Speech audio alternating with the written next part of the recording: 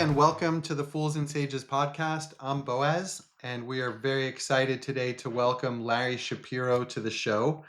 Larry is a professor emeritus, or the Barrett Ench Professor Emeritus of Philosophy at the University of Wisconsin.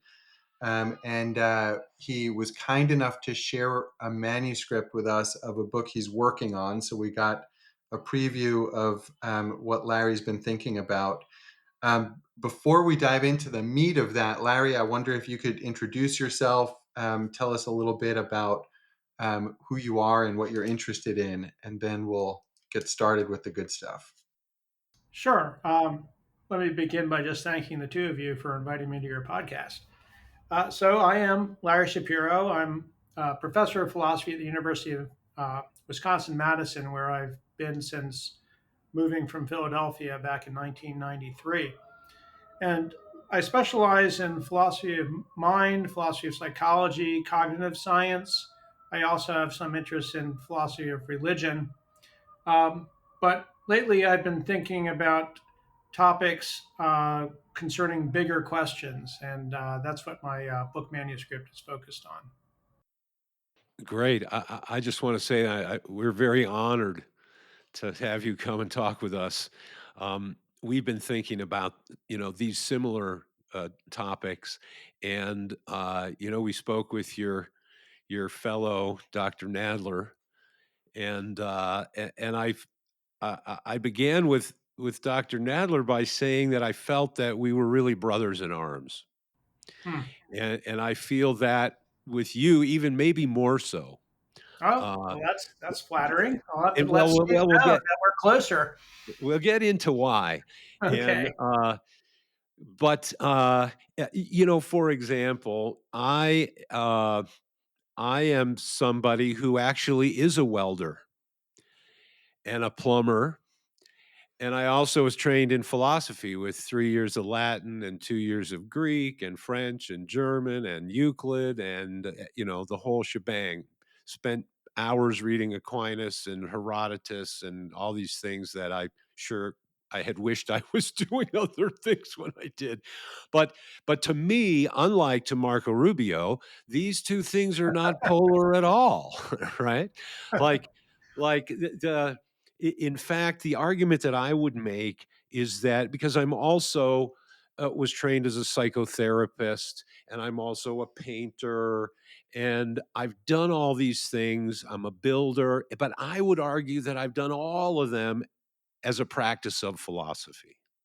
Hmm. Um, my argument, I said when we first spoke that I think that my one string banjo song is actually an expansion on yours to say that we all everywhere need philosophy, and we maybe need to drill down on what that really is. Yeah. I make the argument that I think dovetails into your argument that the type of philosophy that we all need is largely interpretive, that within the philosophy that we all do, the specific question of what we know to be sure in a scientific way that we can defend actually only makes up a small percentage of the things that we need to know and deal with and strive to interpret and to understand to make our lives work. So that I see us as awash in a sea of interpretive challenges where we have these little islands of certainty where science or geometry or these I would call special case scenarios where we can have this kind of certainty. But most of us, we've got to get food on the table and we got to make sure the car works, and we can't wrestle a certain type of certainty out of all of the things that we have to face. Hmm. And so that's why as I said before, I'm kind of more focused on hermeneutics and this idea of interpreting ontologically, who are we? What are we? How are we? Happiness, free will, consciousness, those are all tangled. And then this idea that I also like to touch on of embodied cognition, it sort of points that not only are those ideas all entangled, but we, in all of our dimensions and the world, are also entangled in a way that requires an interpretive effort. And and what I see your work as, I mean, to me, this is really important stuff because it ties into who we are collectively, where our culture's going, how we think about things, how we think about the world as with each other, which is a topic we've rested on, before, and ethics and all that. So that all of that is why I'm super excited to have you here, because these things to me are of a vital interest. And that's my one string banjo song, is that we all need philosophy for everything. And I think your special case of making that argument around science, which is this bastion now, I think it's especially critical. It's an important arrow in that quiver. So anyway, that's my introduction to the general topic of, what about philosophy? And so with that, let me just invite you to let her rip.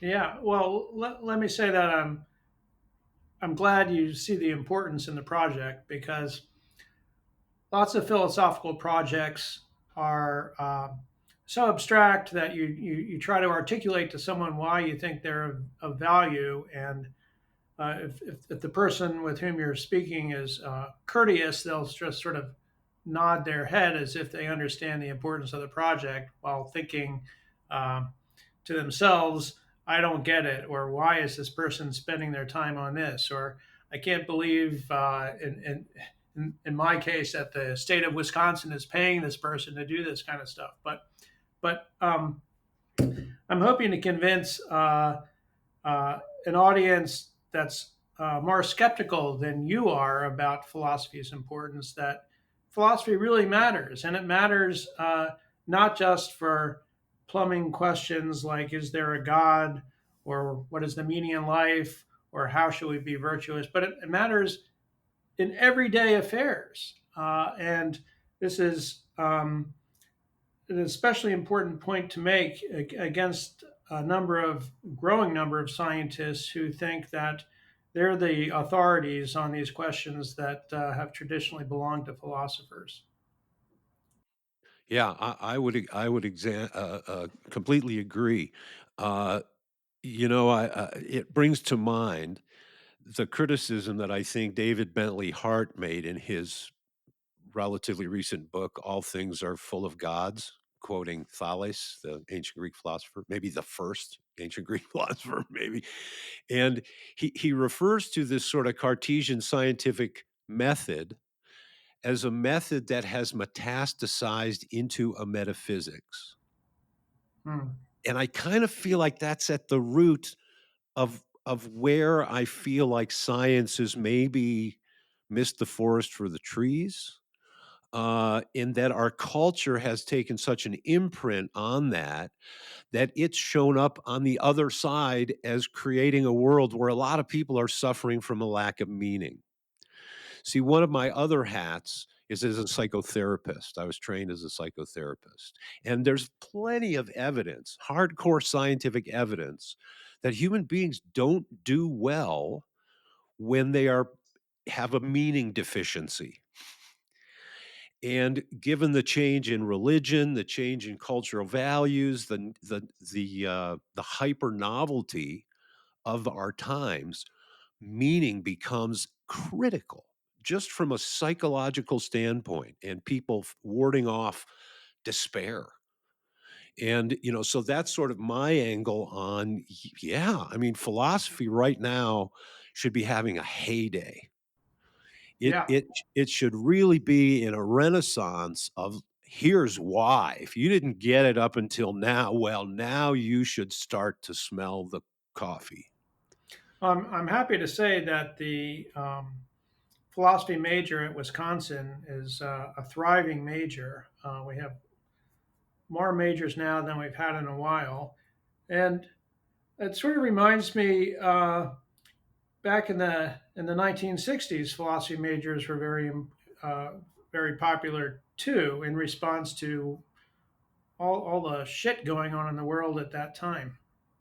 Mhm. So there's definitely, I think, a trend toward recognizing the value of philosophy when the world around you seems to be going in the wrong direction. People start looking for meaning in other places, and they start grasping for ideas that seem to have uh, real real value, real significance when the world around them is not going well, as ours today is not.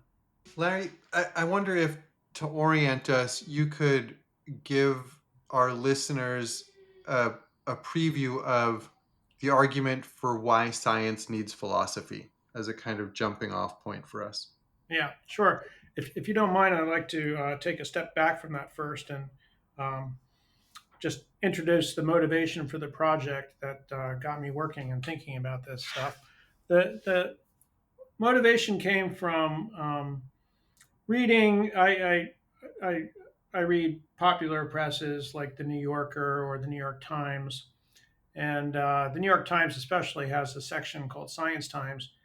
And every so often, I would see an article about a scientist who thinks they've solved a problem that traditionally belonged to philosophers. So we all know that free will is a philosophical problem, and so it comes as something of a surprise that some scientists should come along and say, we don't need philosophers to understand whether we have free will.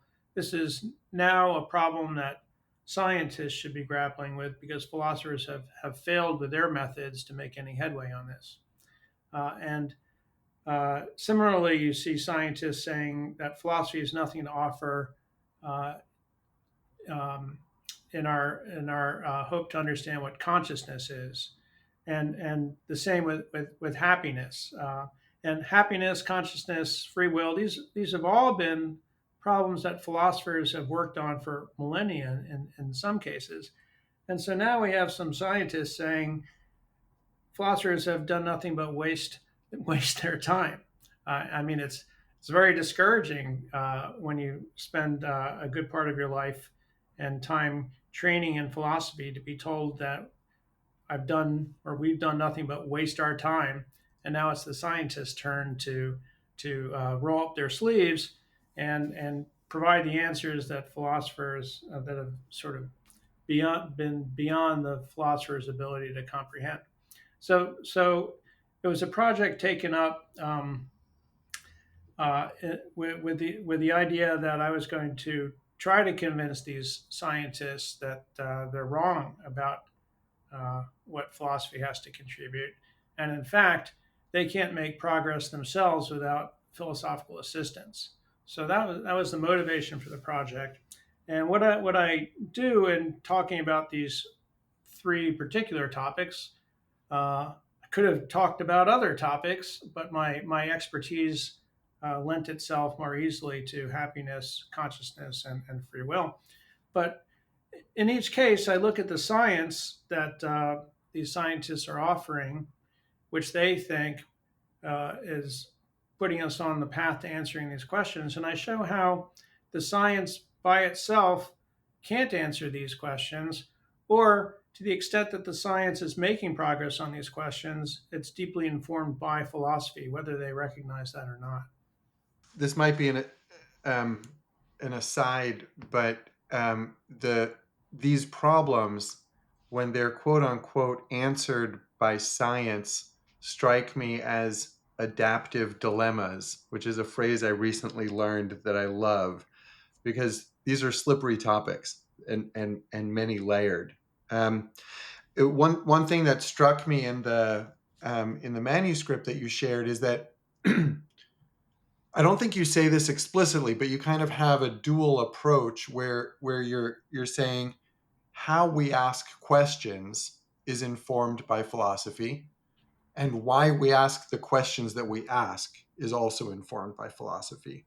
And I'm curious to get your reaction to that, and maybe you could say more about those two aspects of how we think being important. Yeah, good.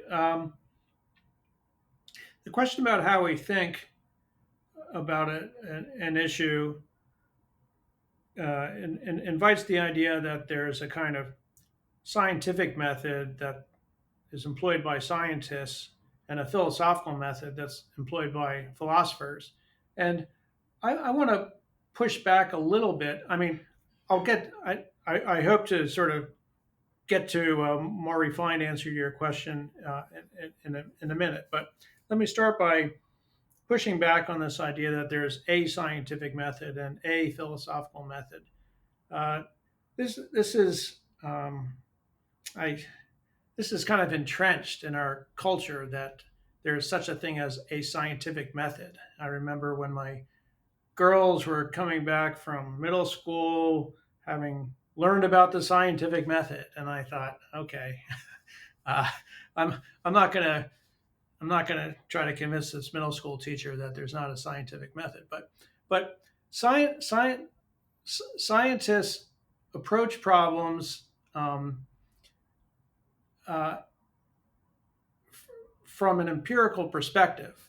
That's about as much of a method as I can find in science. And the reason why I'm loath to say anything more specific than that science tends to be interested in collecting empirical evidence is because the way an astronomer approaches a problem is very different from the way an evolutionary biologist approaches a problem, which differs in the way that a chemist does. You can't just take one of these scientists from their laboratory and put them in another laboratory and expect, because there's one scientific method, that they're going to be able to solve any problem in any field. Different fields rely on different methods. So that's why I'm rejecting the idea of a scientific method. And similarly, there's not a particular philosophical method. We can make a generalization, just like I made a generalization about the emphasis on empirical data collection among scientists. Within philosophy, there's an emphasis on conceptual analysis and thought experiments. But that's not true in every philosophical field either. It's just a kind of tendency or an emphasis.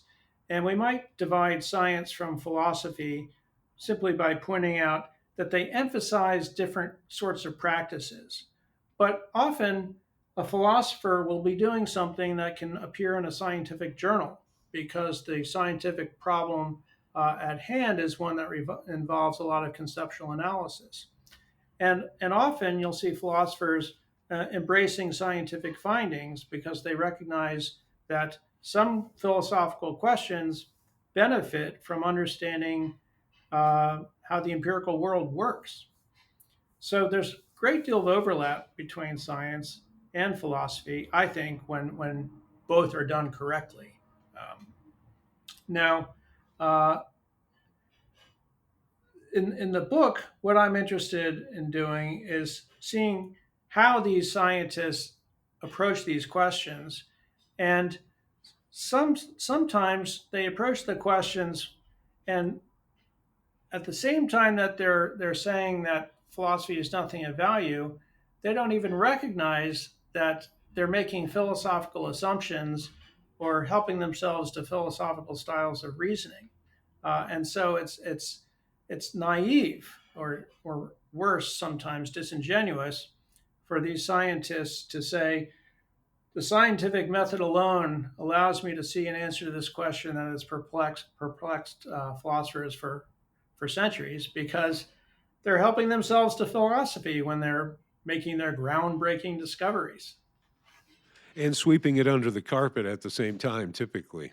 Yeah, yeah, and the and being dismissive of philosophy, even worse. Yeah, yeah. I mean, it seems to me that a whole worldview sort of rode in with the scientific method, so called. And I know Descartes catches a lot of flack for that. But the hyper scientism, we might say, has had a reaction that goes back, I mean, at least to Goethe, right? And the Sturm und Drang movement.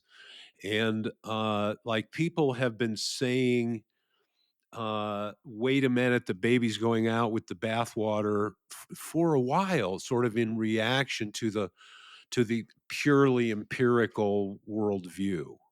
Hmm. And it seems like now maybe science itself is bringing us to that point. And for me, one of the ways that shows up is, and again, using this the H word, which I've sworn off, but ontological hermeneutics.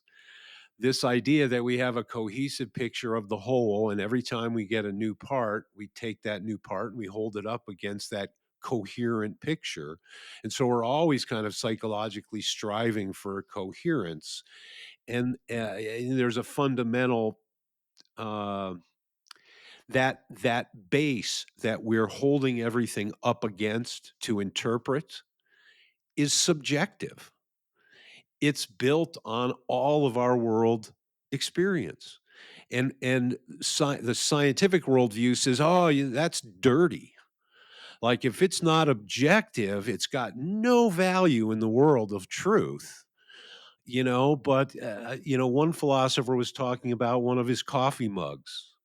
And he said, I have two mugs in my office, and one of them is just the one I use to drink coffee, and the other one came from my mother, who died recently, and it has a handle that's been broken off and re-glued so many times you can't count it. But when I drink out of that coffee mug, it not only brings to me my relationship with her, but it brings to me an understanding, a deep understanding of the frailty of life and the things that persist beyond the grave because of our human connections. And well, see, all of that is truth and all of that is meaning that has no place in a purely empirical method. We can't find any of that when we subject the mug to it. And I would submit that's a kind of a contamination to think that I only want to be objective about everything. Now, I don't want to make myself stupid with subjectivity, of course, but the idea that it brings a certain richness to our potential meaning in our experience of the world, that's the part that I think has kind of gone out with the bathwater somehow. I mean, Yeah. I also want to clarify, and Brian, you'll have to tell me whether you agree with this. I suspect you do. That I hold science in the highest regard, and I want to draw a distinction between science, the discipline, and scientists, the people who practice this discipline. Um, Science is great. Science is a source of truth and knowledge. It's contributed as much or more to the world as pretty much any other discipline I can think of. Uh, but scientists are the people who practice science, and some of them might be good philosophers, some of them might be bad philosophers, and we have to be careful when um, taking scientists to task that we let them know that the problem isn't with the science, it's with the way that they're interpreting this science or applying this science. the interpretation, again, the philosophy. Yeah. David Bohm, the Nobel Prize winning physicist who we've talked about a number of times here because he got into philosophy later in his life, talked about fragmentation um, being the result of how we're taught to think and how we communicate. And when I see news articles about science, like you mentioned earlier, Larry, they frequently remind me of that. It's really common to see an article along the lines of, you know, the genome of this monkey was just mapped, and that has implications for obesity therapies. and and likewise, I think when we see ads for pharmaceutical products, um, we we they're presented as um, a solution to a very particular problem that comes often with a host of side effects that imply to me that the system as a whole is not adequately understood, either as a cause of the issue or as um, the cure. So uh, I think this idea of fragmentation and coherence also goes to what I think you're both touching on, that science is really good at asking the question how, and specifically excludes the question why. And finding a way to ask both of those questions, I think, is often a path out of fragmentation and towards coherence, and maybe is one of the reasons that science needs philosophy. Uh, yeah, I like the distinction you're drawing between the how and the why. That's an important distinction. And I also think you're right that scientists are often interested in the how question. Um, if you think of the world as composed of a bunch of different kinds of mechanisms, there's a mechanism that makes sure that the tides go in and out when they should. It's a mechanism involving mass and gravity and the distance of the moon to the Earth. And then there's a mechanism that explains why it is we get rainfall. And of course, organisms are just mechanisms, mechanism upon mechanism. And the how question is a question about how does a mechanism like such work? And you could ask a watchmaker, explain to me how the mechanism in the watch works, and they'll tell you the components and how they interact. And but that's different from answering why the mechanism is as it is. I mean, why do we have a mechanism that moves hands around the face of a watch? Well, because we want to know the time, and that's the answer to the why question. And I think uh, I think a lot of philosophical questions are why oriented, and scientific questions can be how oriented. But of course, this going back to my idea that there's not a scientific method or a philosophical method. I think sometimes philosophers also could have their sights set on a how question, and sometimes scientists, especially in a field like evolutionary biology, could have their focus on a why question. So that seems like maybe an entree to a conversation about free will, because I think the scientific approach to free will and kind of the new atheist movement and the conclusions that people like Sam Harris have reached about free will um, are essentially the outcome of that mechanistic worldview, I think, where all of the pieces of our psyche are oriented already, and therefore any outcome of those workings is uh, is is is determined, right? Because the mechanism is determined, so the outcomes are Right. determined. Um, Maybe you can elaborate on that case, and maybe you have some other thoughts about how we might think about free will. Sure. Um, Free will is a topic that many scientists think has been resolved once we understand that the world operates deterministically. So let me just spend a minute defining some terms. So to say that the world operates deterministically is to say that given the state of the world at one instant, and by the state of the world, I mean, you know, we could think of the universe consisting of trillions upon trillions of atoms or something like that. And now freeze time, all those atoms are in a location at a time. And then let's move forward 1 second and see where those atoms are at the next second. And the way the universe is a second from now is completely determined by the way the world was a second ago. Um, and it's determined in such a way that if we knew all the laws that describe for us how atoms behave, and we were really, really smart, we could say what the universe would be like a second from now, 10 minutes from now, a billion years from now. And so, if determinism is correct, from the instant following the Big Bang, it was inevitable that the three of us would be having this conversation.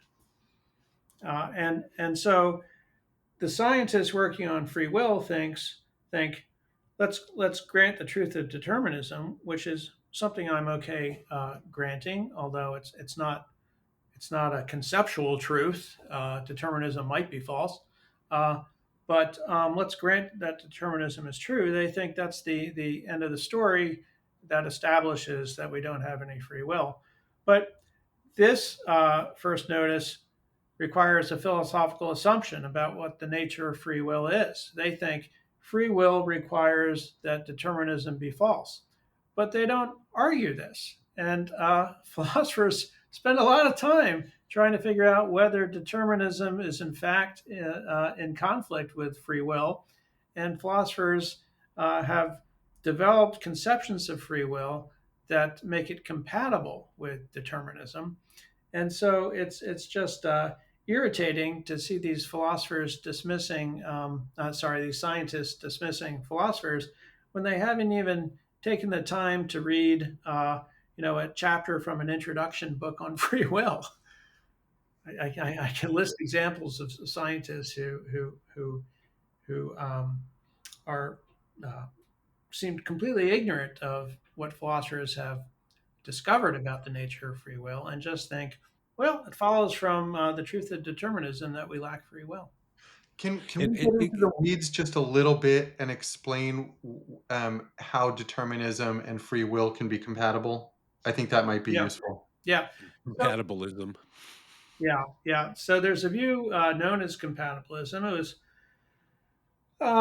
It's been around for a while, but one of my favorite statements of the view came from the Scottish philosopher David Hume back in the 18th century.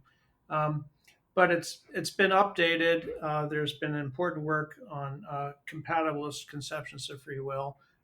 Your listeners might be familiar with the philosopher Daniel Dennett. He's done some nice work on free will. But the idea, the insight behind a compatibilist theory of free will starts with a distinction between different kinds of causes. So the determinist says everything is caused, and that's why we don't have free will. And the compatibilist says we agree that everything is caused, but not all causes are the same. And so here's an example. Suppose you are um, walking through the dark alleys of a city late one night, and a mugger comes, confronts you, and says, I want all the money in your wallet, and holds a gun to your head, and you give the money to the mugger. And contrast that with a case where you're walking through the same city and come across a homeless, unhoused family or child who is begging you for some money, and you willingly open your wallet and hand over the same amount of money that you lost to the mugger. Now, in both cases, you've given money to someone. In both cases, you've been caused to give money to someone. In the case of the mugger, uh, among the causes that would explain why you parted with the money was your fear of being shot, and there was a sense of coercion there. We can bring out the sense of coercion by thinking about how you'd answer a question from a friend. Why did you give the mugger the money? Did you want to give the mugger the money? And I think you would say, no, of course I didn't want to give the mugger the money. It's the last thing I wanted to do, but what was I supposed to do? I had no choice. I didn't give the money to the mugger of my own free will. You would say quite compellingly, I think. Now, in the second case, where you see a family in need and feel sympathy for them, you're still caused to give them money, but now what's causing you to give the money is your feelings of empathy or sympathy, your compassion, and and these attitudes are what's causing you to give the money to the family. Now I ask you, well, why did you give the money to the family? Did you have to? You'd say, no, I didn't have to. I could have chosen not to, um, but I wanted to. It seemed like the right thing to do, so I did it of my own free will. So in the mugger case, you're giving money without free will. In the charitable case, you're giving money of your own free will. But in both cases, you're giving the money has been caused by something. And so determinism remains true, but because the causes initiating your actions in these two cases differ, one is a cause we could describe as compulsion or threat, and the other is a cause we can describe as desiring to be compassionate. Uh, we can see a difference between those actions that are done of your free will and those that are not. See, and my suspicion is that all these scientists that say there is no such thing as free will, I suspect that they still live their lives as if there was, wondering about what they'd like for dinner and all that. But Yeah, sure. which is kind of a de facto sort of a, Yeah, us practical guys. But when I look at those three, happiness, free will, and consciousness, they seem to me to all be like different versions of the mind body problem, which are different versions of the monism or dualism problem, which has been like the thing that philosophy has been circling around for 3,000 years, something like that. So we're not exactly new to this game, philosophers. that's right. I mean, and there's quite a bit of hubris to think you're going to, I mean, I know lab coats are snappy and all, but to think you're going to, you're going to dance past all that. Right. I mean, wow. There's only Yeah. two things that could explain that. Well, I will leave them both unsaid. uh-huh. But imagine the attitude a scientist would have. A scientist working on a really hard problem like protein folding or the mysteries of dark matter.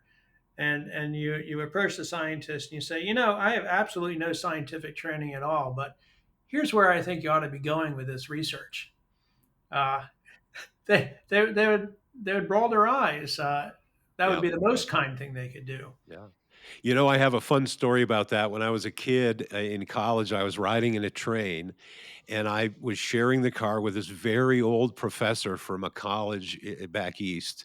And he was behind the creating of the what is it, the dialysis machine. Ah, And he said he was in a room with all these other hotshot scientists, and they're trying to figure out what membrane to use to put the blood on one side and the solution on the other to let the action go to work. And while they're discussing this, and they're flummoxed, there's a custodian who's cleaning up the room and cleaning the blackboards and emptying the trash pail can and listening to their conversation. hmm. And he listens to their conversation, and before he leaves, he tells them, maybe you ought to try wax paper. And then he leaves. And the eureka moment, and of course, what do they use is some very special, very expensive, no doubt, type of wax paper. Uh-huh. Yeah. Which kind of shows there's in the Greek traditions we talk about sapientia, or knowledge, or what's the word? Well, Sophia, wisdom. But then there's this other type called phronesis, which is kind of like knowing what to do. Right. that has that pragmatic sort of thing sewn in there, which is why I also, I make the argument that we're all doing philosophy all the time because we're all interpreting things to try to get the best results. And that's kind of how we pragmatically define wisdom. If it's getting me to dinner and I'm liking the dinner, then my plan paid out. And so my argument is that getting wiser in any way will get you more of what you want, just kind of by definition of the Uh-huh. situation. So philosophy can't help but help us Yeah, do everything. that's an Aristotelian view. Yeah, and that originally everything was philosophy, natural Mhm. philosophy, or yeah, yeah. Yeah, Larry, I'm So this, curious. can you talk about the mind body problem as it relates to consciousness, free will, and happiness? Because they all seem am I mistaken in the similarity of that? the mind body problem is probably most related to the issue of consciousness, but certainly because happiness and free will are uh, both mind dependent in a sense, they do also connect with the mind body problem. So the mind body problem was most famously developed by Descartes, which isn't to say that he was the first to make the distinction that creates the problem, but Descartes insisted that there are two different kinds of substances in the universe. There's mental substance and there's physical substance. And physical substance is characterized by familiar properties like mass and volume. And so every physical object is extended, it takes up space, it's in a location. There's a time at which it did not exist and a time at which it will no longer exist. And those are the sort of essential features of mass or physical objects.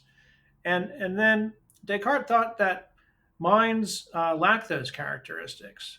He thought that it makes no sense to talk about minds having a mass or taking up space. And so he thought of minds as sort of substances that are defined negatively in the sense that they lack those properties that make something a physical object.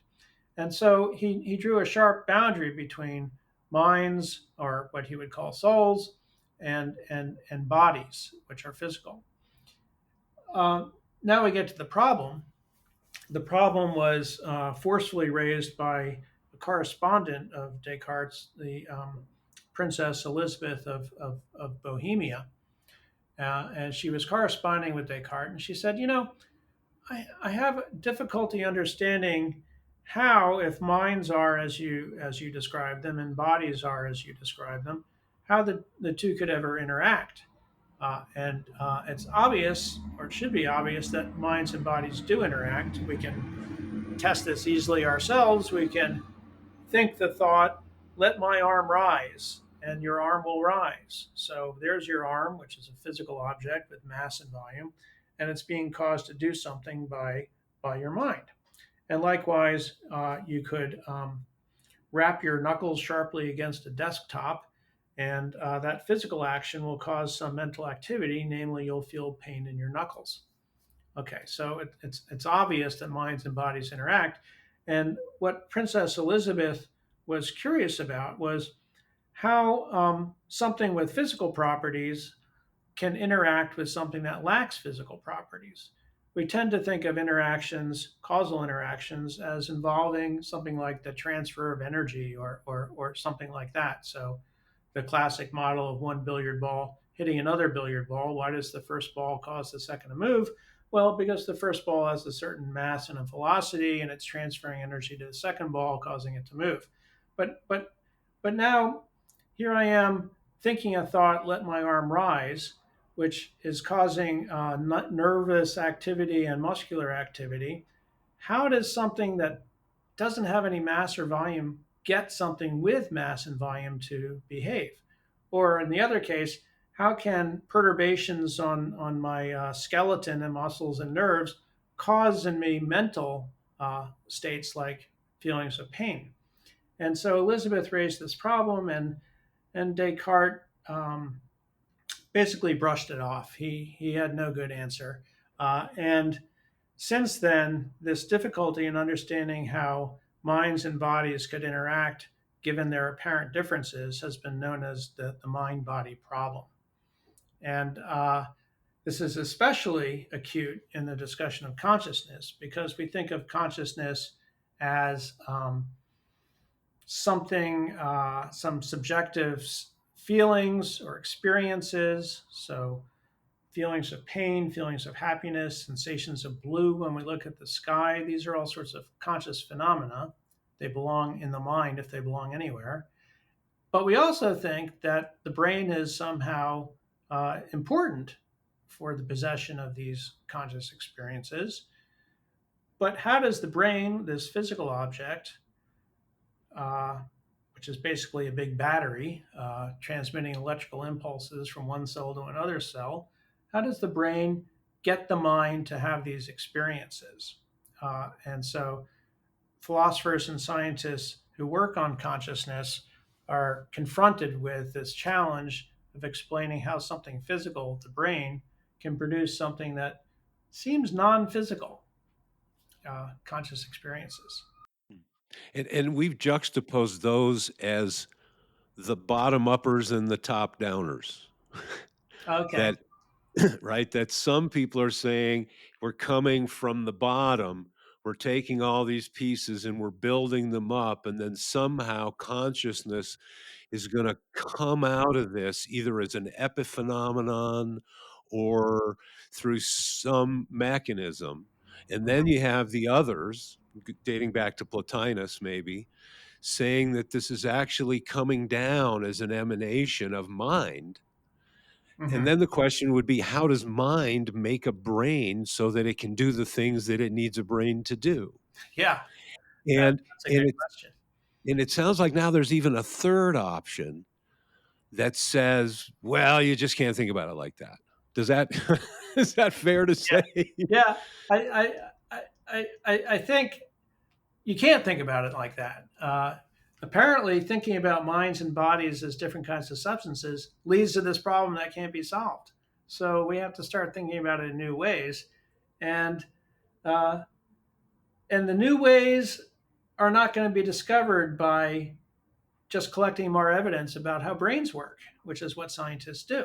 And this is a place where philosophers are essential to making progress because they're going to think about the concepts involved in mental states like consciousness and physical goings on like in the brain. And they're going to try to understand how these two things can actually be related, can influence each other. And I think that this is actually one of the places where some of the interior sciences might be able to shed light. Like, for example, your description of a sort of the modern compatibilist view is actually very, to my way of thinking, very harmonious with a lot of the traditions of Buddhism. Mm-hmm. That there's free will with conditions. I see.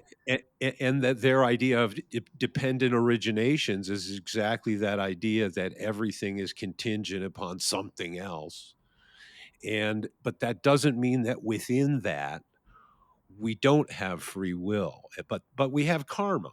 And so we're, but still, and this is where I think interior experience might enlighten uh, the conversation, but I don't know that science is ready to go quite there just yet. Right. Um, you know, like for example, I think shamanism has some things to enlighten us about that. I think some religious practices have some things to enlighten us about that, Well, in and psychology, and um, psychology.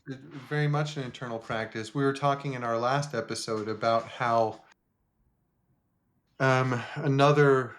another way of saying we get attached to something is saying that we turned it into a symbol and made meaning out of it.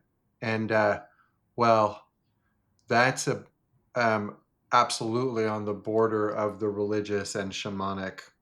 worlds, but it's very much just a psychological statement. And Larry, I know you're a, a philosopher of psychology, among other things. I'm curious what you think about maybe the interrelationship between psychology and philosophy, um, or yeah, I mean, also the great chain of being. Do you start at the bottom or at the top or both? In how you think about things, including free will, happiness, and consciousness.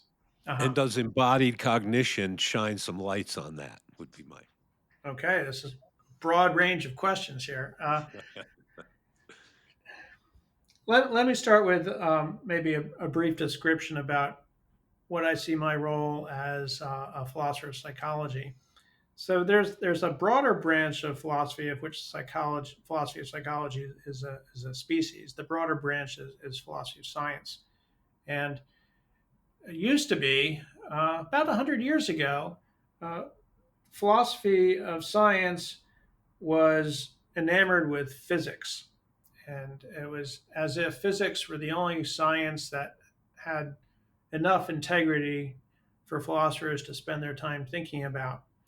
And this sort of physics adoration um, uh, prompted or coincided with a philosophical movement known as logical positivism or logical empiricism.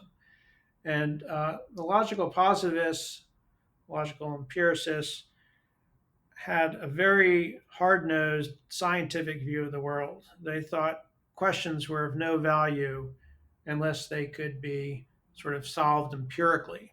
And so here were philosophers who were antithetical to the way that I see philosophy working today.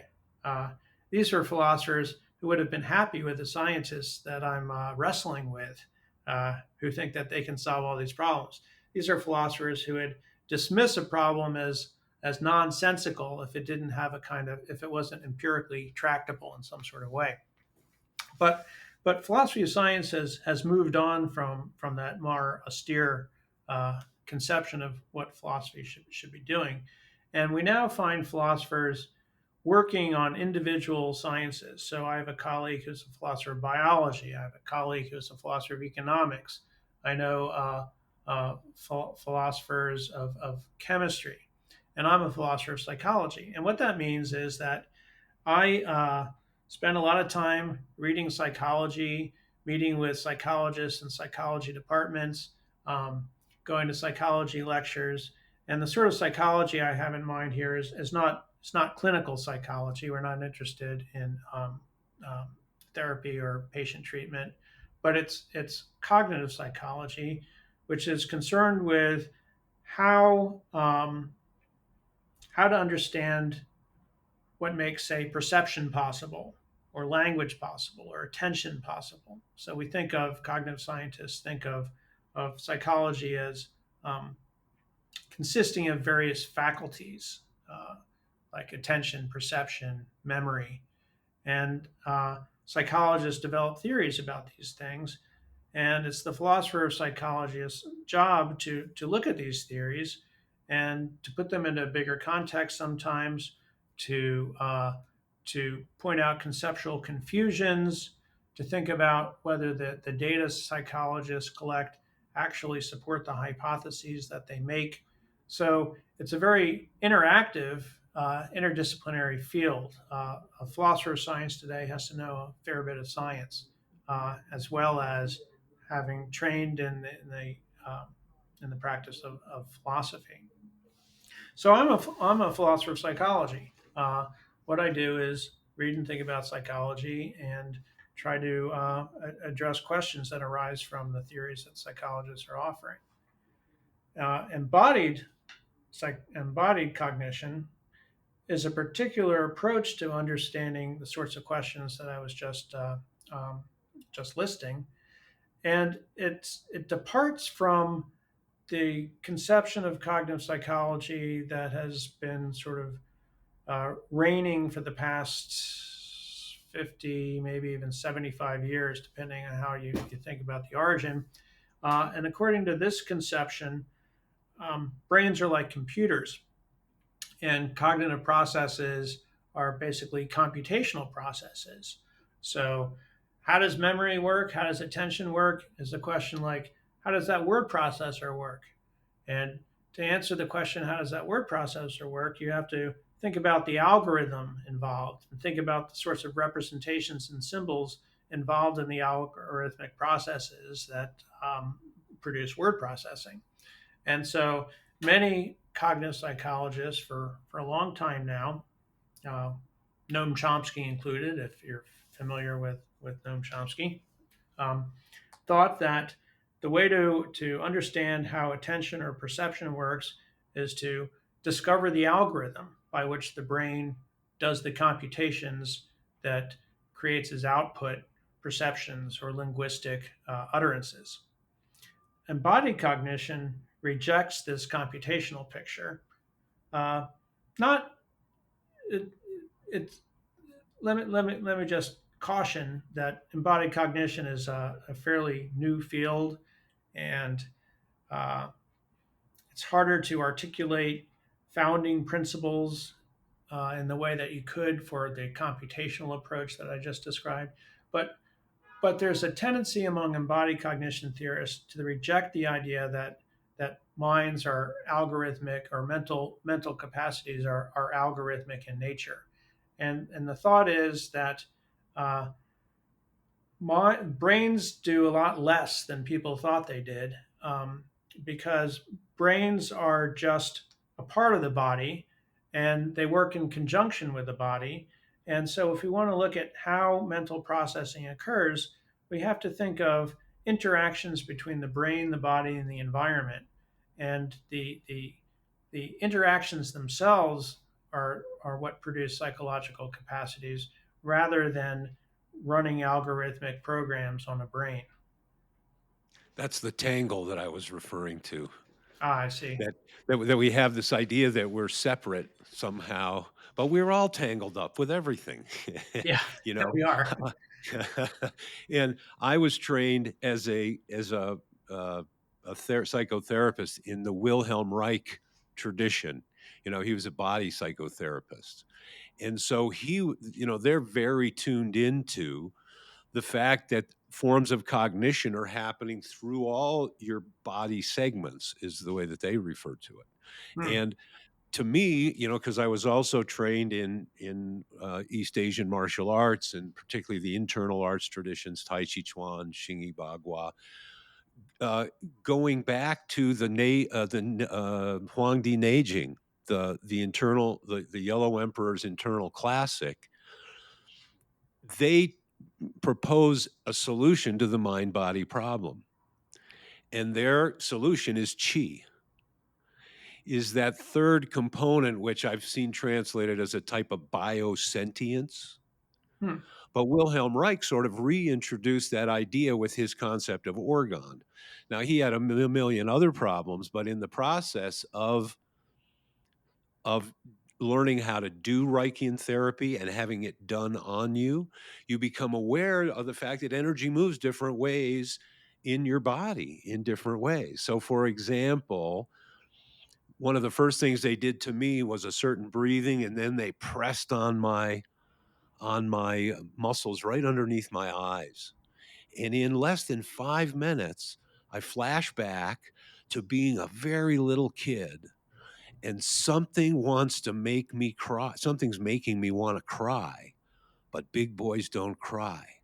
And my jaw starts vibrating in a way that it literally had not vibrated since I was that age as a toddler, fighting back the urge to cry. hmm. And so their argument is that this type of meaning, this was a cognitive experience as a child that was formative, that somehow is embodied because that got released. And Yeah, so then they go through all these different energetic levels till the idea, till, and is where Reich got in trouble because he wrote the book, The Function of the Orgasm. And the orgasm has to do with this energetic movement up and down the circuits and yada, yada, yada, yada. But what happens as a therapist is you're working on a person, you start perceiving what's going on with them through your own body segments. And so what I'm pointing to is that cognition certainly isn't brain focused. I mean, or maybe there's a focus there, but it's certainly not exclusive. And, as a Tai Chi person, as a martial artist person, my brain at the highest level, my brain is just saying, what? And my body is actually reacting and moving and recognizing places and doing all of this stuff in a way that if I think about it cognitively, I'll only bugger it up. It's a body-based thing. When I Right. was a kid, I worked in a bakery and I was a benchman, and they just throw lumps of dough at you. And and which it's quite an interesting training because your left hand catches one and it starts to knead it into a ball, and then your right hand catches one. And when you start to do this, your brain attention goes to first your left hand and then to your right hand, and you're really slow at it. But when you get experienced, your attention goes off somewhere else and you just let your hands do the thing. And there is a type of interaction with the environment that is purely body based. It's purely body intelligence, biosentient somehow, that's not really mentalized cognition. And so that's another way I think that we're tangled up. We want to say it's all brain, but no, it's really tangled up. Go ahead, Bo. I was wondering if it makes sense to take that back into the free will conversation. And Larry, you described different types of causes, but I suspect that there are a lot more varieties of how we might think about something like free will that expand on the options. Like different types of causes is, it's probably the tip of the iceberg of compatibilism. Um, but compatibilism isn't the only response to the free will question either, is it? No, it's not. There are other responses as well. I find compatibilism the most coherent response, but there are other responses. There's something called libertarianism, which has nothing to do with that repugnant political movement. But the libertarian thinks that um, determinism uh,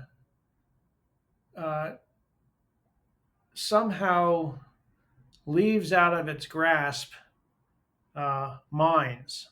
And so, uh, according to the libertarian, there are causal chains that can start from the mind itself, as if the mind were a kind of prime mover. And so, determinism is true of the physical world, but there are special kinds of effects that can be produced just by mental activity, which is itself somehow not caught in the causal web of events outside the mind. Um, so this is a view that I don't have much appreciation for, I guess, because I don't understand how something can create causes itself without being caused. It's this unmoved mover idea that doesn't make a lot of sense to me. Got it. That's an interesting one. We could probably kick that around some too. Um, I mean, I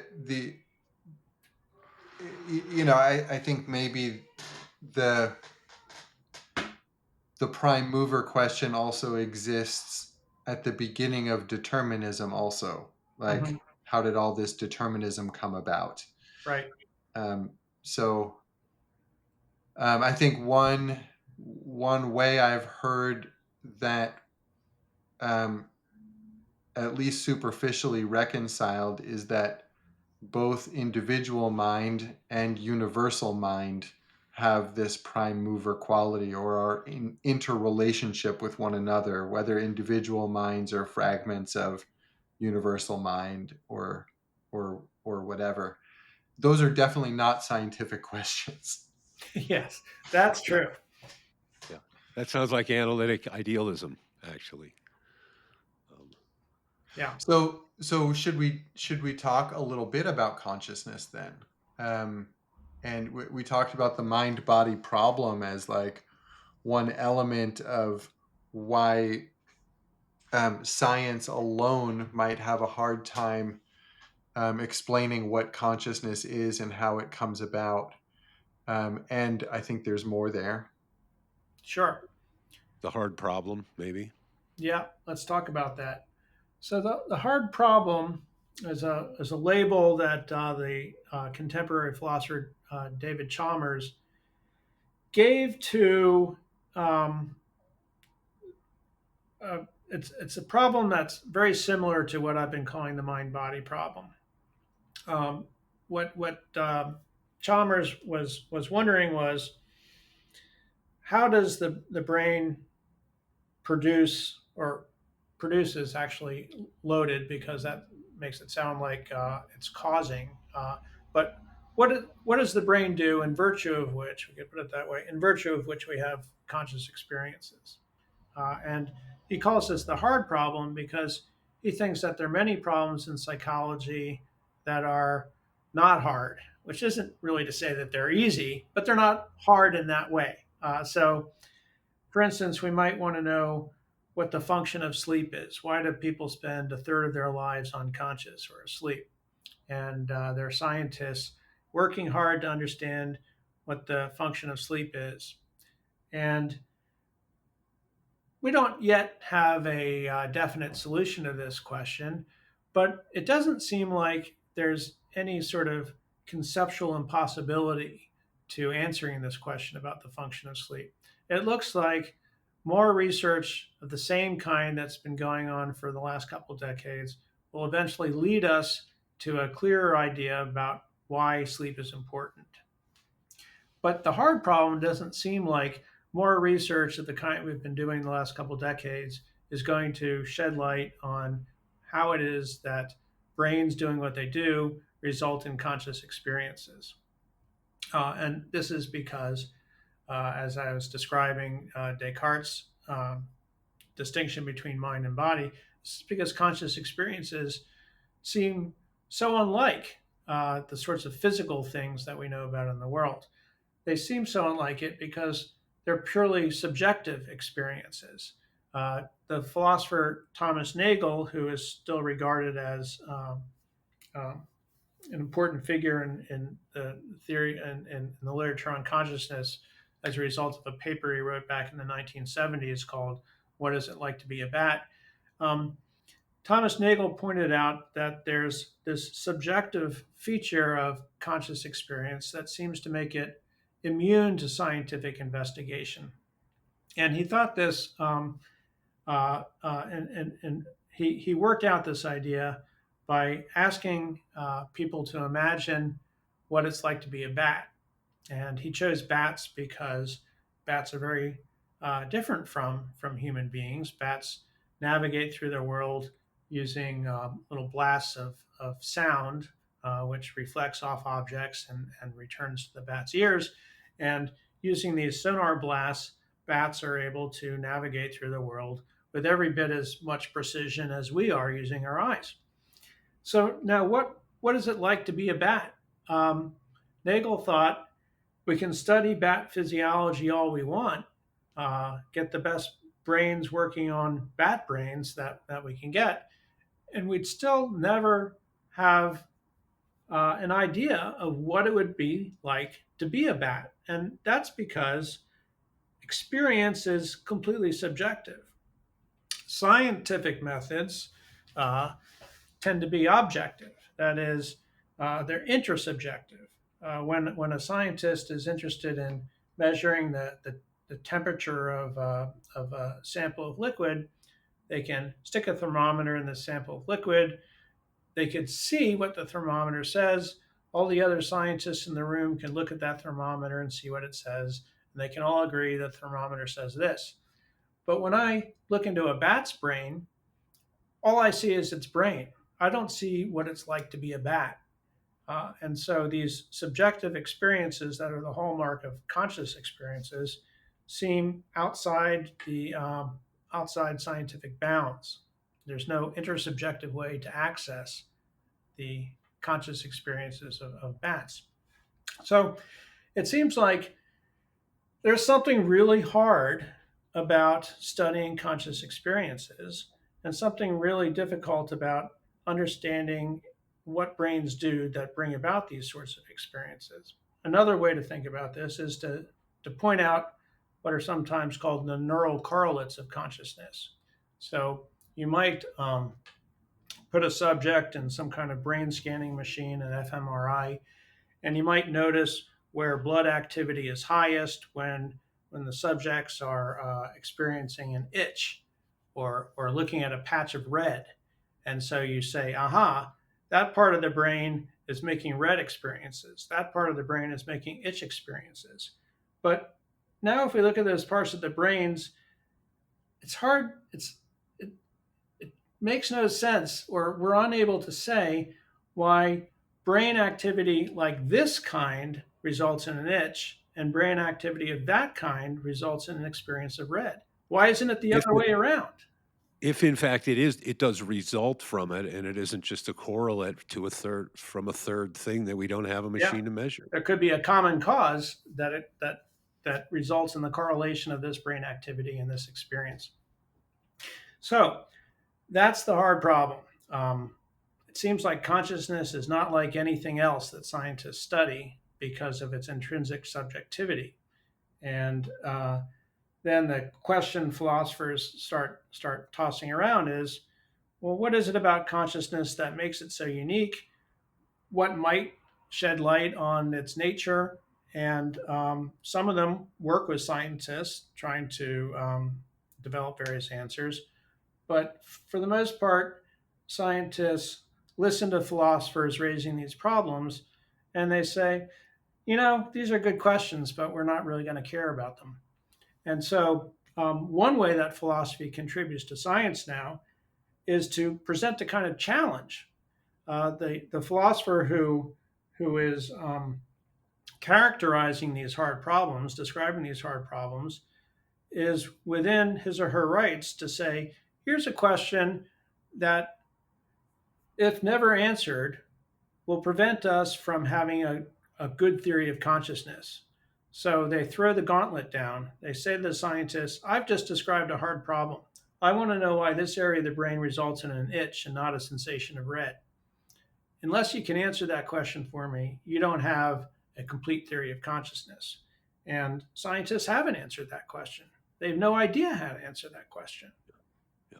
If we look at the history of science, one could make the argument that if they haven't back to philosophy, they're not quite stuck enough yet. Yes, that's right. They haven't thought it through. Right. And the right questions will help them feel the degree of their stuckness. That's right. Right. Yeah. And see, and I feel like there's a surrogate argument that goes along with this that maybe first started to show up post World War II, which is look at the world that you're building.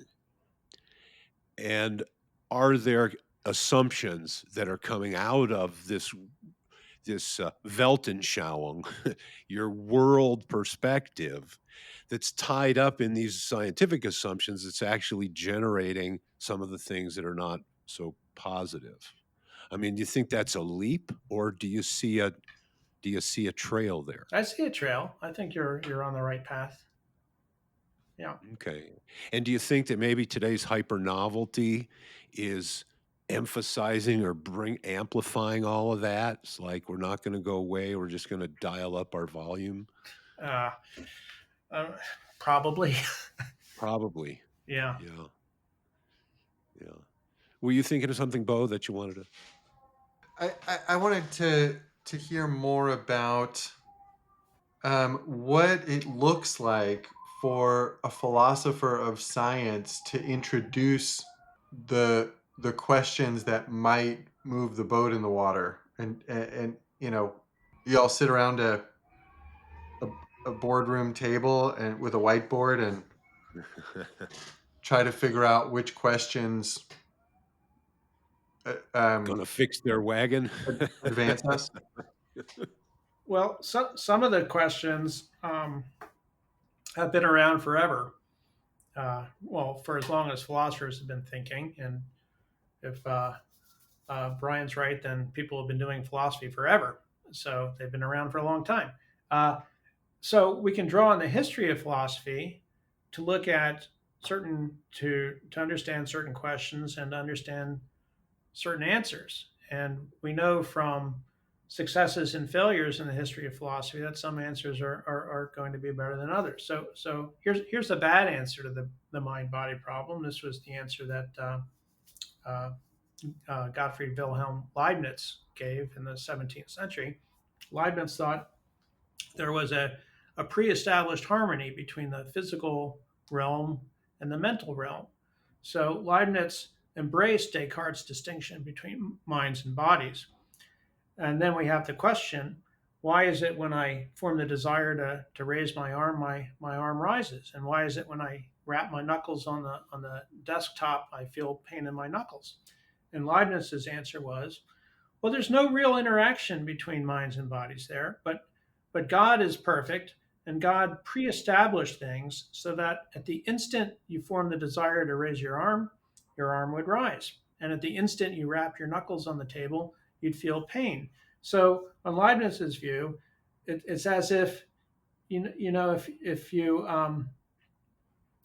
you if you're watching TV, sometimes the sound and the video go out of synchronization, and so you see the lips moving and then the voice comes out, or vice versa.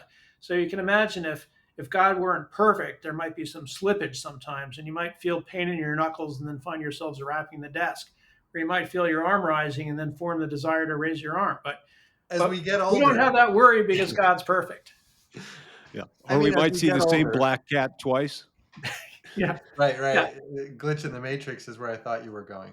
Yeah, but anyway, to get back to your question, so one thing philosophers do is they have a long tradition, a long heritage of people thinking about these problems, and they can avail themselves of this and dismiss sort of almost out of hand certain scientific answers because they resemble bad philosophical answers from the past, and we already know what's wrong with these answers.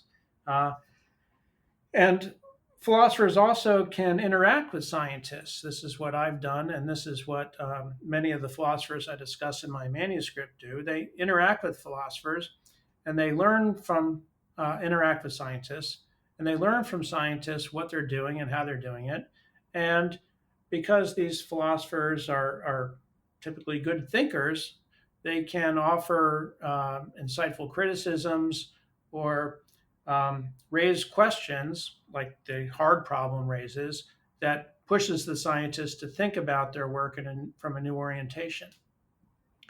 As somebody that's fascinated about how to help organizations be more high performing, if you will.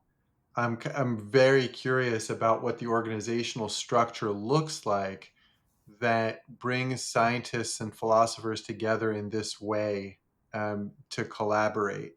And I imagine there's all of the same kind of silo busting necessity that there would be between sales and ops in a typical manufacturing company.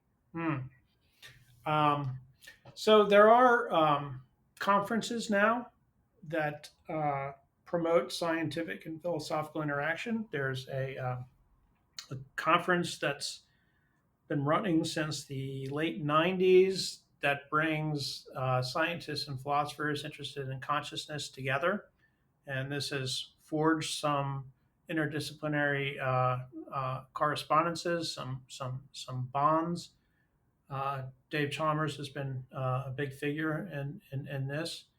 Uh, Scientists like Giulio Tononi, who is a colleague of mine here at UW, who's a scientist interested in consciousness.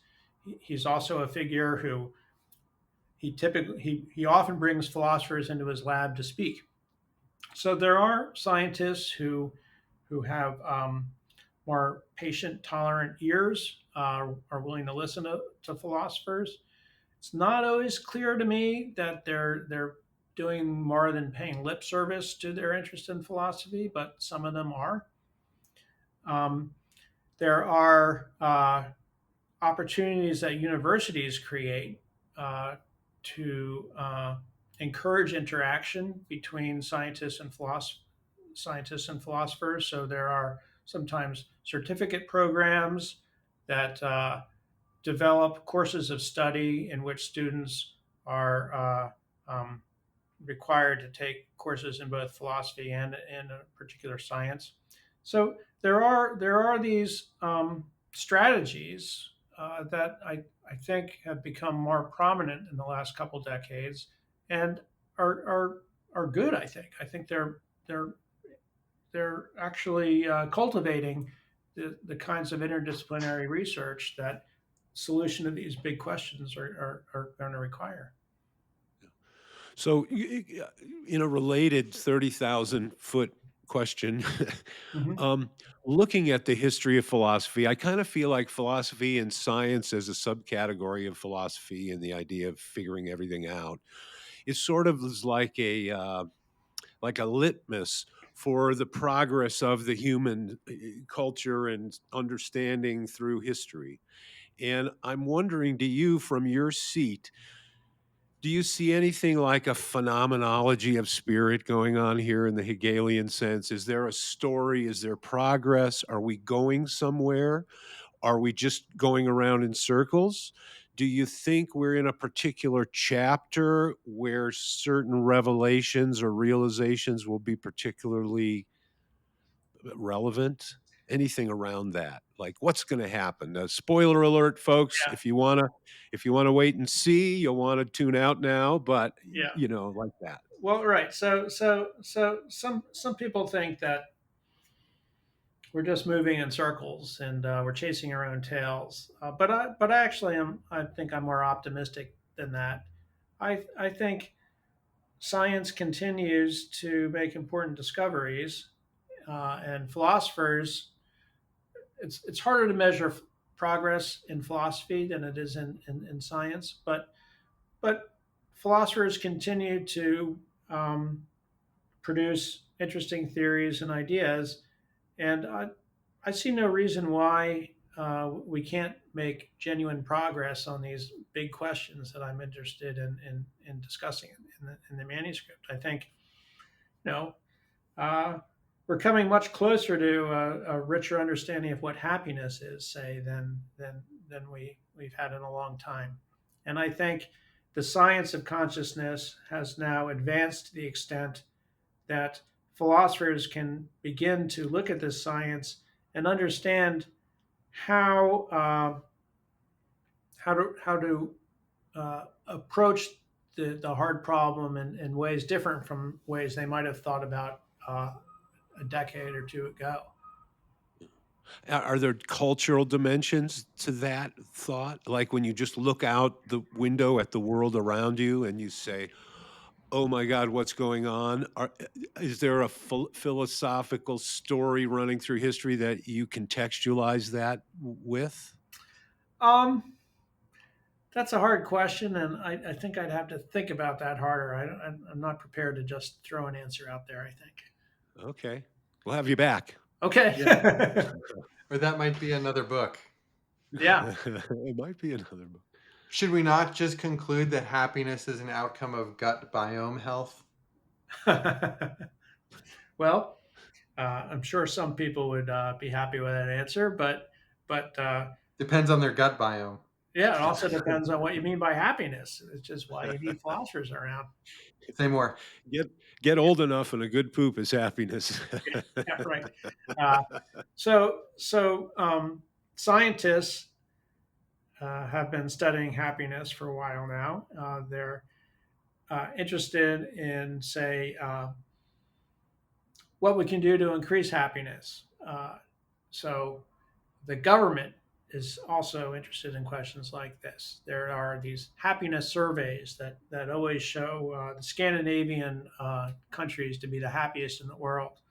And so So we can ask the question, well, what makes Scandinavians so happy? What policies are actually uh, promoting their happiness that less happy countries lack? And then we can ask particular questions like, what effect does income or money have on happiness? What effect does unemployment have on happiness? What effect does a divorce have on happiness? So scientists are interested in all of these questions, and answering these questions have obvious importance for policy decisions. So if we find out that uh, uh, education leads to a happier life, then we're going to want to make sure that our populace gets as much education as possible. If we find out that unemployment is the source of depression, then we want to do our best job to make sure that unemployment remains low. Okay, so scientists with practical interests are interested in studying the dimensions of happiness and correlations of different factors with happiness. But none of this makes any sense before you have an idea of what happiness is. And you find much less discussion among scientists about what happiness is than you do about what causes happiness, what's correlated with happiness. And so philosophers have offered criticisms of different assumptions about happiness that scientists have adopted. And they've offered theories about what happiness is that, if scientists took the time to listen, they could develop the kinds of tests for measuring happiness that might lead to more beneficial outcomes. When I read this part of the manuscript, I I guess I ran into a challenge that I have with the I guess some of the ways in which we're thinking of philosophy informing science are similar to what I've heard about acupuncture being used in medicine, where it's kind of like we don't really understand it, but it seems like if you stick needles in these places, it kind of helps with pain management. And it's kind of tossing the whole system out. So and just kind of fragmenting, right? Instead of taking the holistic system, imperfect though it may be, and figuring out how to apply it or integrate it. And when we talk about happiness, and I don't remember exactly what it was, but you talked about John Haidt's definition of happiness, and I have a ton of respect for Haidt and No, the work I he's don't think I doing. talk about height. Maybe you're pronouncing it Haidt, Jonathan Haidt. Yeah, no, I talk about Habron.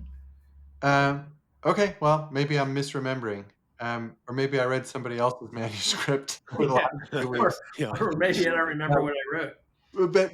but without that example, still, we talked to Steve Nadler about Spinoza's idea that man's attempt to achieve happiness or live a good life is wrapped up in fulfilling his true nature.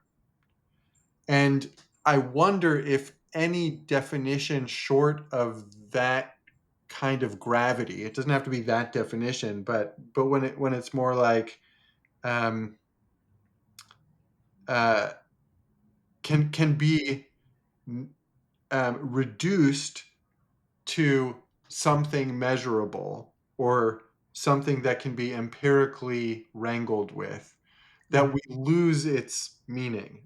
And I worry about, and actually, in consciousness and free will, I also have the same concerns. What do you think about that? Um, there are conceptions of happiness that I agree with you would be difficult to design measurements for. Uh,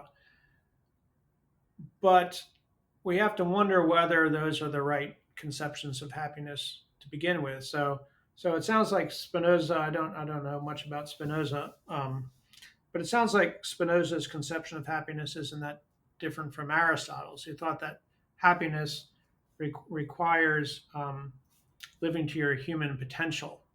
This was an idea you also see remnants of in John Stuart Mill's talk about happiness. So So Mill thought that um, the happiness you receive from reading poetry or doing mathematics is of a much higher grade than the happiness you receive from eating a bar of chocolate, say, or So Mill said, better a Socrates dissatisfied than a pig satisfied. Um, but I'm not sure that's the right definition of happiness. So there are many competing ideas about what happiness is. And philosophers rely on this idea that John Rawls, the great political philosopher, uh, put a label on called reflective equilibrium in order to develop a definition of happiness. And the idea behind reflective equilibrium is that we might start with some intuitions about, say, what happiness is, and then we might build a theory about what we think happiness is, and then we're going to test our theory against our intuitions, and we're going to try to resolve clashes between what the theory tells us happiness is and what the intuitions tell us about happiness. And the idea is that we have these reflective intuitions that we derive by deep reflection on something. And we're constantly changing our intuitions or changing our theories so that the two become compatible. And I think what this method allows us to see is that something like the idea of living to one's human potential might not be the best characterization of happiness, because we can imagine someone living to their best potential but still horribly depressed. And if that's so, it doesn't seem reasonable to say that the person is happy. See, and I was interested, Boaz, in what you were saying about maybe the larger implication of the difference between finding a place for philosophy within science rather than philosophy being something that's actually lived, that your science becomes one of the petals of the unfolding flower of your philosophy. The who's in whose movie question.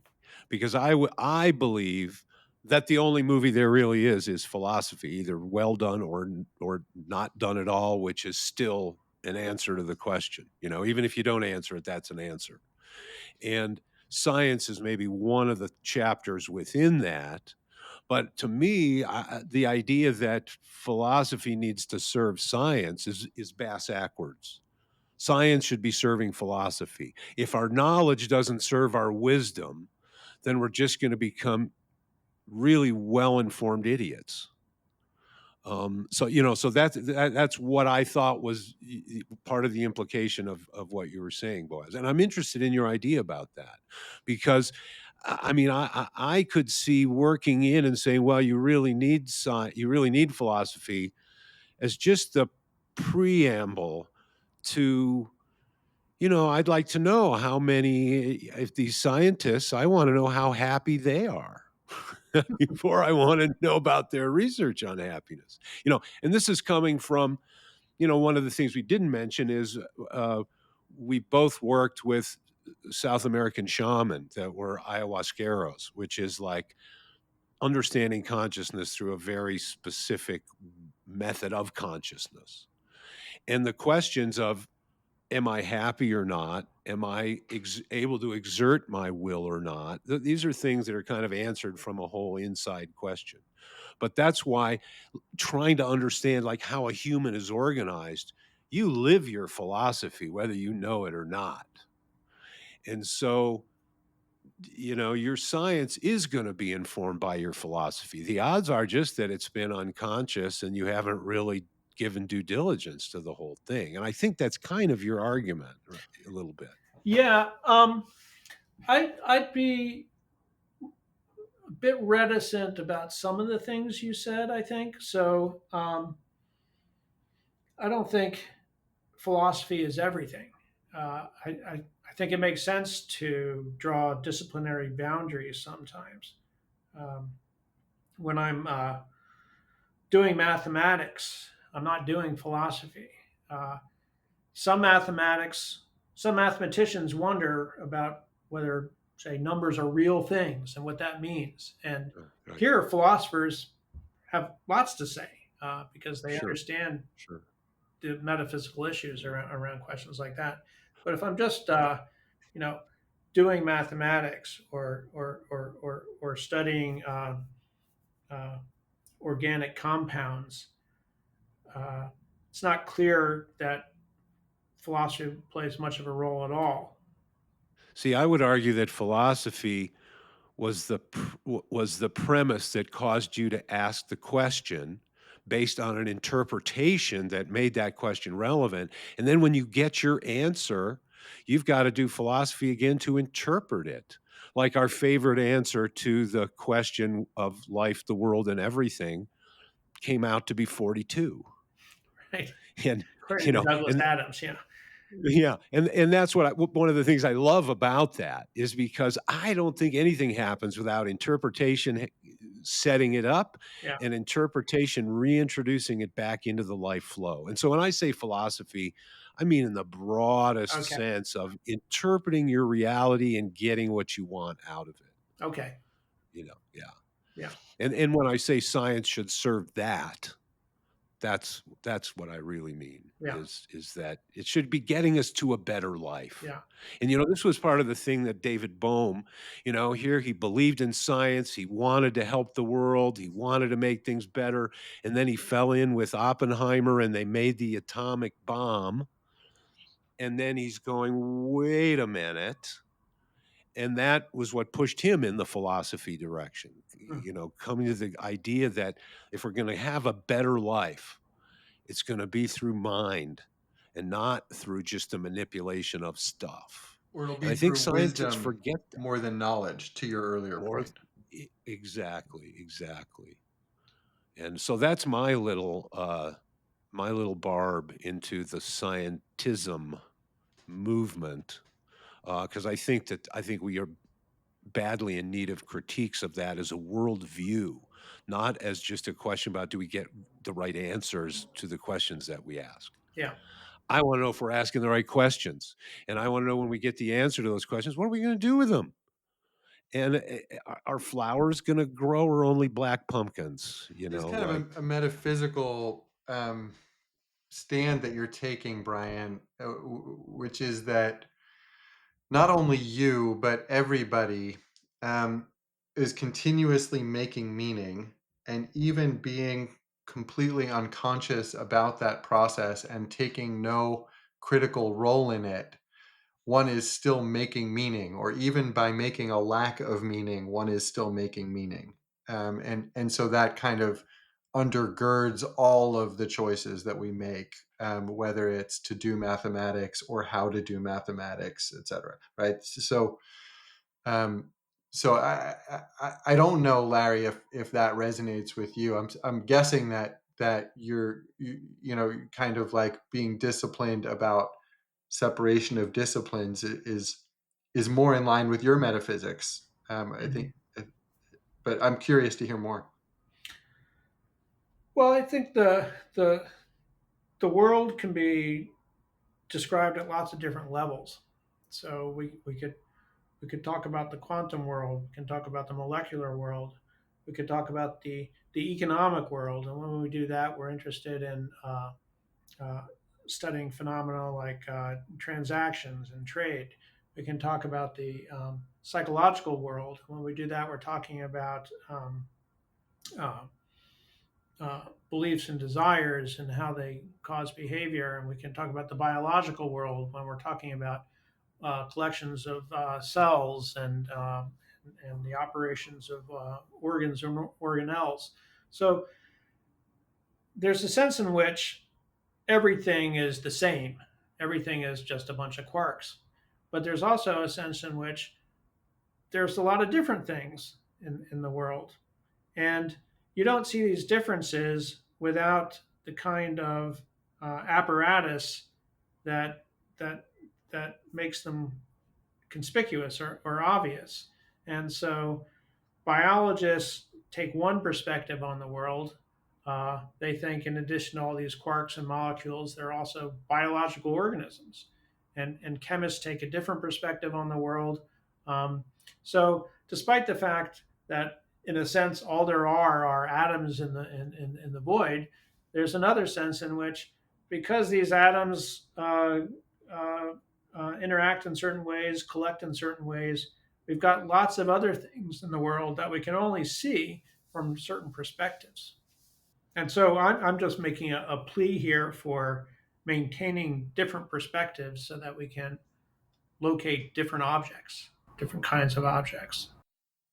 Yeah. But I don't think that's incompatible with anything either of you have said. Yeah. No, I don't think so, and I think it's uh, congruent with the history of the mental progress of our species. That that's the way things kind of tend to work. Yeah, yeah. We're now able to see things that exist, really exist in the universe that we couldn't see before because we have the perspectives to see them. Or maybe, Brian, this is what you would call a new sort of interpretive framework. Right, right, and a finer tuning. Yeah, Uh, yeah. right. So I'm wondering, circling back to happiness, are there kind of modern definitions of happiness that might be more fruitful um, to inform the kinds of questions that governments might be asking? Yeah. So, one kind of entrenched view of happiness equates happiness with what's called life satisfaction. And so, life satisfaction, what is life satisfaction? Well, we could ask questions like this: how satisfied with your life are you on a scale of 1 to 10? Or, if you could live your life over again, would you? Um, and the scientists who seek to measure life satisfaction think that they're measuring happiness. But I think there's good reasons to distinguish life satisfaction from happiness. Uh, People can be satisfied with their lives even if they're unhappy, and people can be happy but not satisfied with their lives. Uh, so that seems to me, philosophers have done a lot of work to show why there seems to be this gap between life satisfaction and happiness. So then the question becomes, well, if happiness is not life satisfaction, what is it? And philosophers have often offered different theories about this. One theory that I like, that I talk about in the manuscript, is a theory that the philosopher Dan Habron has been developing over the past couple of decades. And he thinks of happiness as a kind of emotional condition, just as we can talk about depression as involving um, various attitudes. We can think of happiness as involving various attitudes.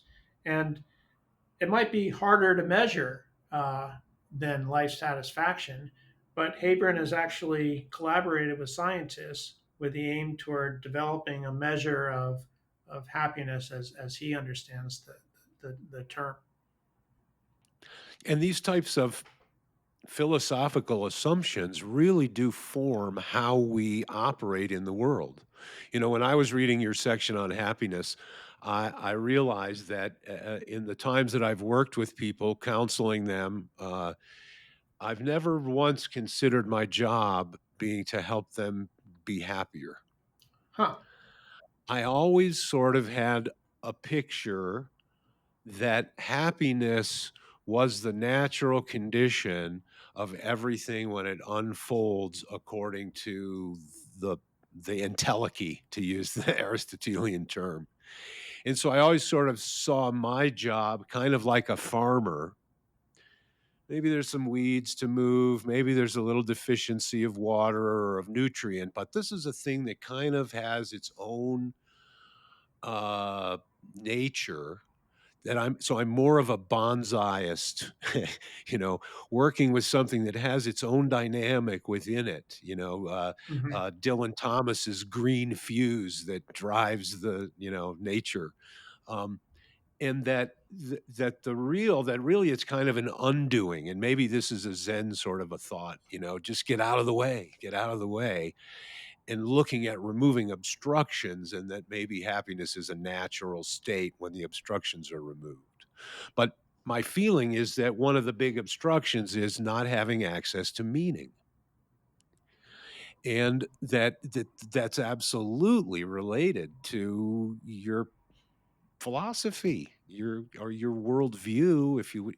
If we want to if we want to reserve the term of philosophy for those who put in conscious effort, uh, then I would argue that the average person still has a worldview, and it's often maybe it's been engineered for them by other folks, but that worldview still translates across to that everything else has to sit within that. We refer to that sometimes as a cognitive model, and Hmm. I've referenced that everybody is born with their foot nailed down in a particular room on a particular street, and that sort of forms the basis of their worldview. And so, one of the only things that I think that help release us, that help us pull that nail up where we're nailed down originally, is the cultivation of philosophy. The process of looking at our own understanding, and the philosophy of psychology is critical.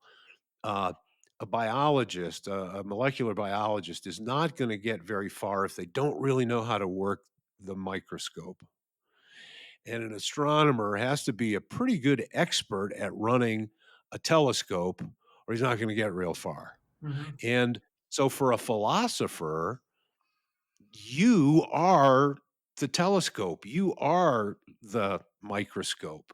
And so learning about yourself is almost meta philosophy. You can't even talk about philosophy without understanding our perceptual faculties and the way the human who are we, what's going on here, kind Yeah. of a thing. But And I think one thing philosophical training uh, facilitates is the ability to understand that certain beliefs you have are based on particular assumptions. Because it's too easy to go through life thinking that what you believe is just the sensible thing to believe when it's sensible only against the background of some assumption or other uh, assumptions that are sometimes quite difficult to unearth and clarify. And one thing that I tried to instill in my 101 Intro to Philosophy students is the extent to which thoughts about the world are contingent on these assumptions that they didn't realize they had in the first place. I'm thinking in terms of trying to imagine what a definition of happiness that really covers all people and all of their understandings of happiness, maybe. Hmm. And the idea of um, everybody is nailed down. I'm sorry, everybody is born with their foot nailed to the floor. And the truth is that a lot of people don't engage with that sort of thing directly, and so I'm just wondering if something as subjective as happiness, where some people might, as you said, Larry, be happy without being satisfied with their lives, or be unhappy despite being satisfied with their lives, or their lives being satisfying by all objective measures. Um, how could we possibly reconcile that? And happiness being a condition, similar to, an emotional condition similar to depression. It's not similar to depression, but in the way that depression Yeah, is, right. or as the absence of depression. I don't know. Um, I find depression a pretty slippery topic, even, right? I mean, I think that the DSM updates every few years how it segments depression into different types, and there's irritable depression and anxious depression, and there's depression that's anger turned inward, and there's depression that's despair, and there's like, and what are all those things? Again, I'm like, it's interesting to try to make the subjective objective. uh, it's overwhelming for me to imagine that. No one said it would be easy. So the one way to think about how philosophers go about creating a theory of happiness is they look at other theories and they find reasons to be dissatisfied with these, and then they try to come up with a compromise that seems to do the best job of resolving the difficulties that these particular theories face. So for instance, one early and kind of simple-minded but understandably compelling idea is that happiness is just feelings of pleasure. Um, Unhappiness is feelings of pain. But you don't have to scratch too deep to see what's wrong with that. Is the heroin addict who's in a state of euphoria really happy? Uh, is the woman in pain as she uh, uh, pushes the baby from herself really unhappy? So so then the philosopher says, okay, so it's not good enough. It's not sufficient to identify happiness with just feelings of pleasure. So what's missing from that account? Uh, and and that gets the ball rolling. And different philosophers take different directions from that core insight. And then we're left with three, four main competitors in the world of happiness theories, and some answer questions that the others can't. None might fit all the data, but you gotta keep plugging away. And Aristotle was probably not the first, but he certainly had a lot to say about what wasn't Yes. uh, happiness, Right. and that we could be fooled in this situation. Which I don't think he's the first sage to tell us, be careful what you think is happiness. Right. Right. Some people Yeah, might identify happiness with living a virtuous life, but they're or fulfilled narcissism. yeah. Yeah, yeah, and that's and we put Confucius in there because he also has very similar conclusions that he comes to, of course, in a completely opposite way, from a social standpoint. But I think his Chunsa looks very much like Aristotle's man who has attained the good life. Hmm. Um, I'll take your word for yeah, that because I don't know anything about yeah. Confucianism. Well, and I'm always very interested in the things that philosophers say that are the same. Yeah. All the interest goes into their contrasting their differences, but there's some really big, huge things that they all say, like get yourself wiser, Yeah. right? Is of course my kettle drum, but and that it's a doable thing. I think maybe it seems to a lot of folks that how would I even effort to do that? Right. Um, you Yeah. know. I do know that there's been a lot of attention paid to the possible influence on David Hume of Buddhist philosophy. People would see a lot of connections between Hume and Buddhism. Yeah, apparently Thoreau, as well. We had a guest a few months ago, who had spent a lot of time studying what Thoreau was reading before he went to Walden and at Walden, and even translating himself. And the Eastern influence is a lot more than I had realized. Yeah. Oh, and he's got a book coming out on that shortly, I Oh, think. who is Oh yeah, that? Remember? Krishnan Venkatesh. Oh, He's the one of the heads of the Middle Eastern program up at St. John's the College. Eastern Studies program. Yeah, Eastern Studies program. Yeah. okay. Good. Well, I think this might be a stopping point, at least for this chapter. I Mhm. thought maybe we Although would get to talking about miracles too, but maybe next time. Brian, did you want to close out with something? I just wanted more of a specific pitch about the book. When it'll come out, I don't know if the title is it official yet, or just Yeah, for the folks that title, wanna the, pursue the this. the title, I'm still not completely satisfied with. It's something that the editor I'm working with thought would be good, but if I come up with something better, I think the title now is something like "The Biggest Questions: Why Philosophy Still Matters." And my dissatisfaction with the title is that it doesn't indicate anything about the book's focus on science. So I might want to suggest some modifications. But the book will be coming out with Princeton University Press. I'm supposed to get a draft to them by the end of this year. Looks like I might actually be on time with that. We'll see how the next couple months go. And then Well, it typically takes a year and a half for production. So maybe 27 is a reasonable. Uh, oh, okay. Well, and we always have show notes. So when that happens, you can put us on the list to notify us, and we'll put it in the show notes, and, if people come across it yeah, after publishing date, they'll be able to find it I'll here. certainly do that. Thank you.